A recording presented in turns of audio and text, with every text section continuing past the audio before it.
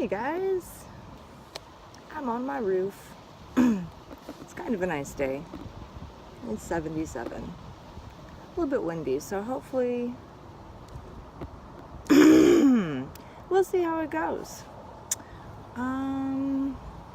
So I thought maybe I should explain. I don't know, maybe just give some backstory. I don't know. Because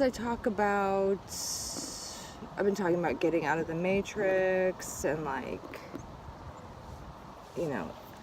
is the light a trap, and maybe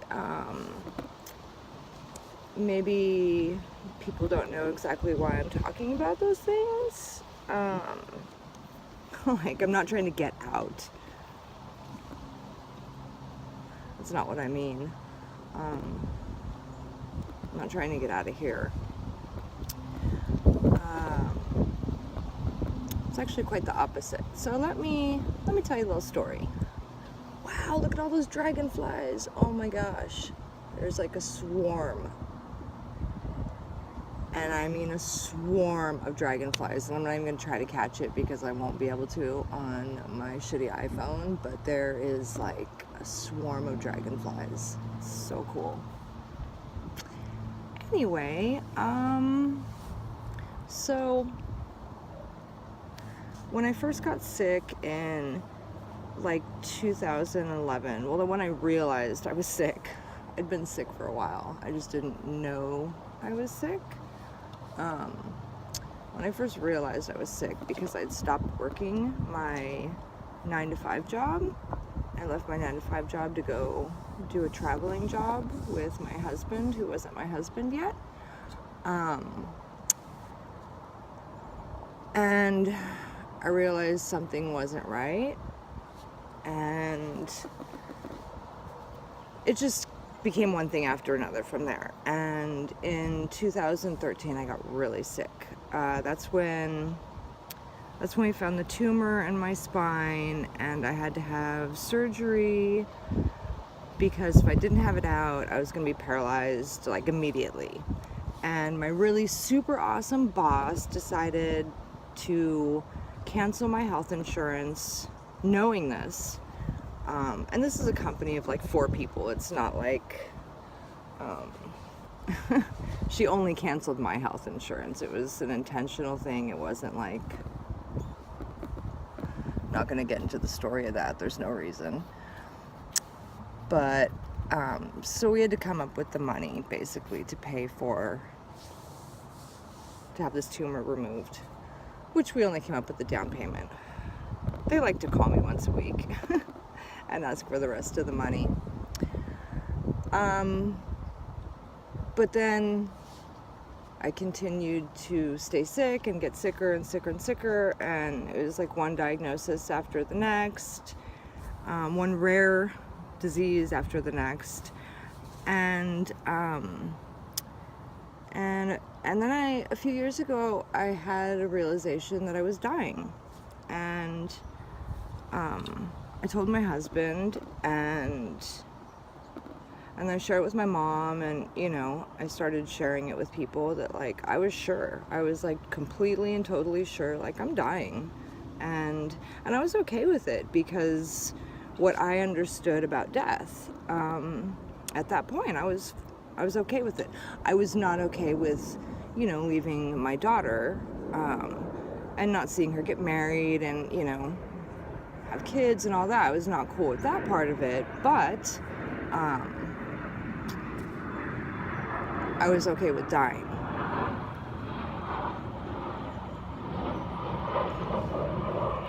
And then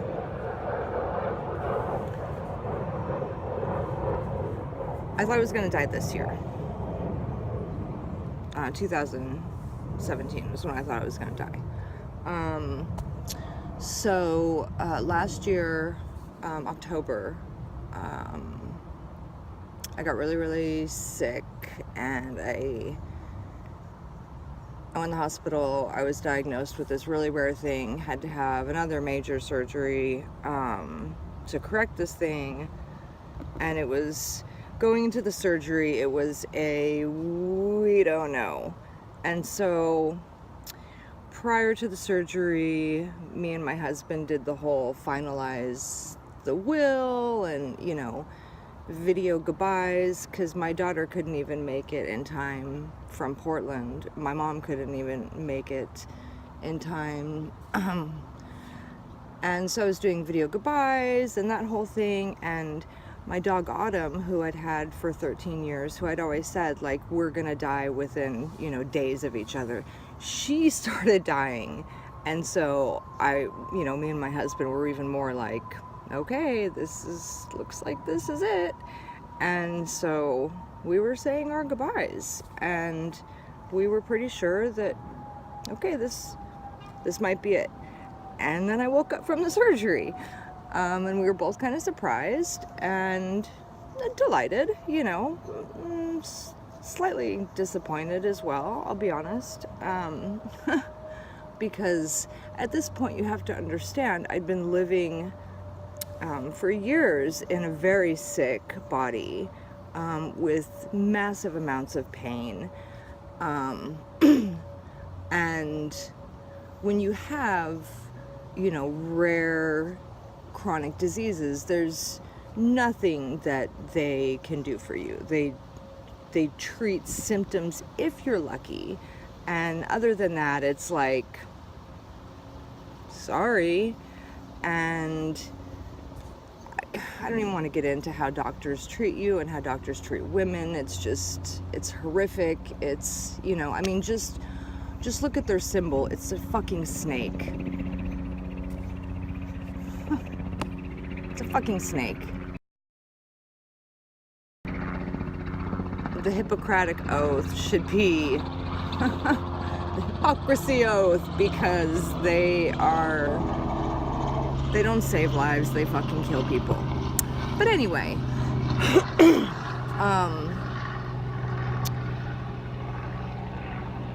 and then I woke up from the surgery, and then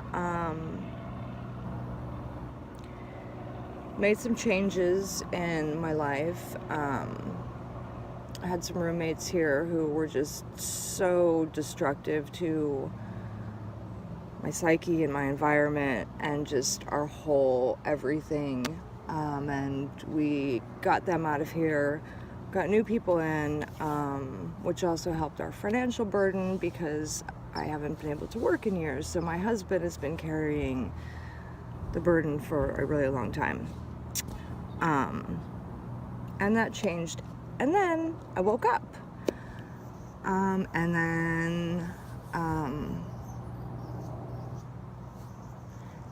then I was like, I don't think I'm dying. I think that's bullshit. I think that was put in my head, so that I would give up. And then I got the terminal diagnosis, which was so funny.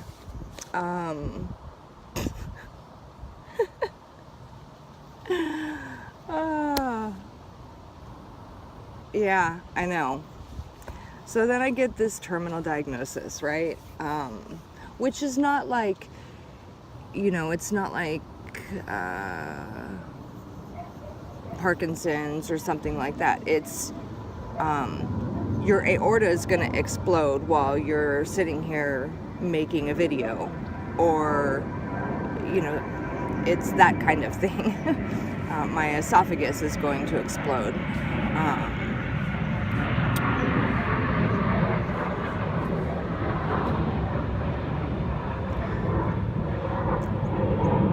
That's why I have freaky skin, you know, which is why I wish that autumn and winter would get here so I could cover my freaky skin, because it's a connective tissue thing.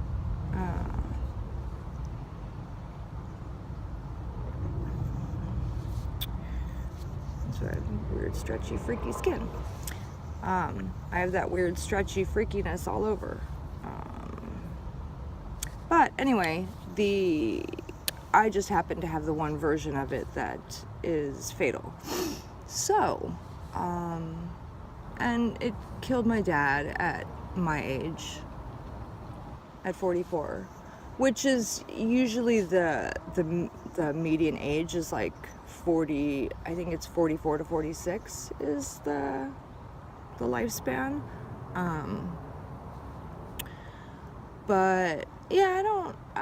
I'm choosing to ignore it. I'm choosing to ignore it, and I am trying to heal my body. So that's what I've been doing. I have completely changed the diet that I was put on to a diet that I believe is better in line with what I should be doing spiritually, and just what I think makes more sense. I become vegetarian again, which I haven't been since 2003. I am transitioning to vegan, which is going to take me a couple months, but I am transitioning to vegan. There's a lot of things that I'm doing to try and heal this body. But that said, yes, there are other things I could be doing for people who are about to tell me to quit smoking and things like that. Yes. Working on it. Thank you.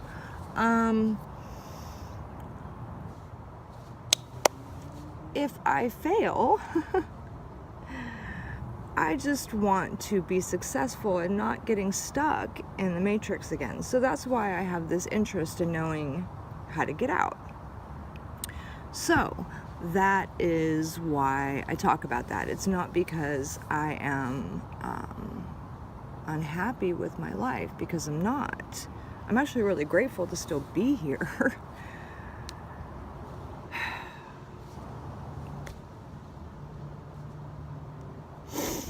I'm actually really grateful. I haven't even told my daughter. I mean, these are genetic. I haven't told her.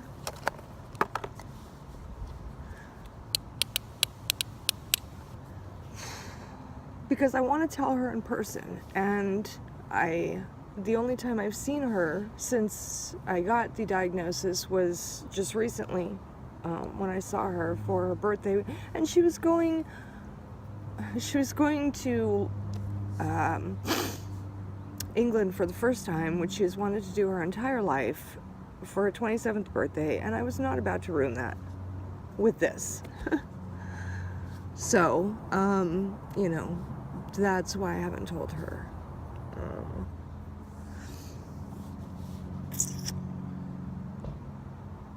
So I'm super fucking grateful to still be here. Like, totally grateful.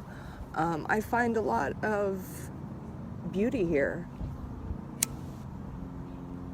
I find a lot of things disgusting and a lot of things that really fucking piss me off. But I want to be here to be able to make change. In whatever way I can do that. I don't even know what that is, but there has to be a reason that I can see things that other people don't. And there has to be a reason that we can see things.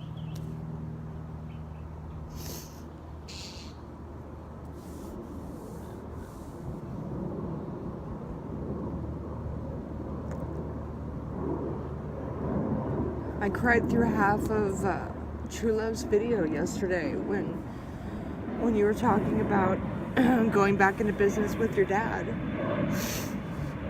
Hello, airplane.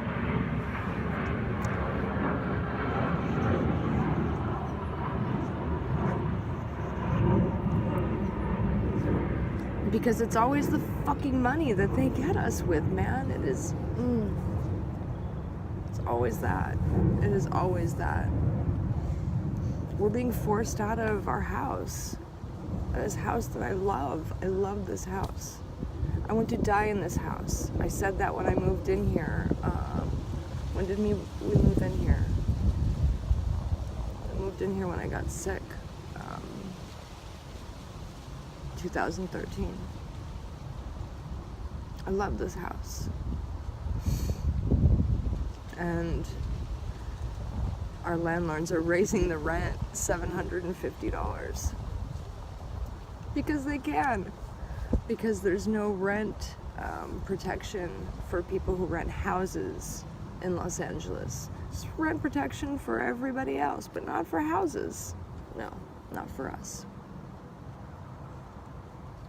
And they just want to sell it, you know, and instead of doing the right thing, the legal thing, the moral thing, and in their case, the Christian thing, which is to pay our moving expenses and sell the house. Oh, get some of this hair off me. They're gonna raise the rent, which they know we can't afford, and push us out, and force us out, so they can sell the house, which is pretty fucked up. But, you know, I want to get out of LA proper and move somewhere where I can have a better garden. I'm really limited here because of the soil. Anything that I want to plant here, I have to completely replace the dirt because we have that desert, I always forget the word. It's the dirt that resists water. When you water it, the water just beads on it. So whenever we have planted anything, we have to completely take out the dirt and put in. So it's just a nightmare. And we have a great deal of space, so been lucky on that regard, but it's quite expensive to plant.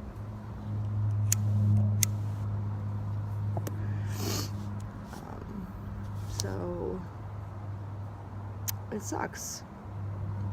I don't know what we're gonna do. I don't know what we will do, but that is how they always get you, isn't it? But maybe it will lead us to a house where I can have a better garden. I don't know. Anyway, I thought maybe I should share some of my backstory of how I got here and why I talk about some of the things that I do, you know. I don't have a death obsession. I have a death research project because I need to. So, in the interest of just in case, you know what I mean? I am a researcher. I must always be prepared. I know that's Boy Scouts, but fuck those creepy little bastards, man. Where did all these dragonflies come from? Who cares? They came for me. I'm choosing to believe that. Love you guys.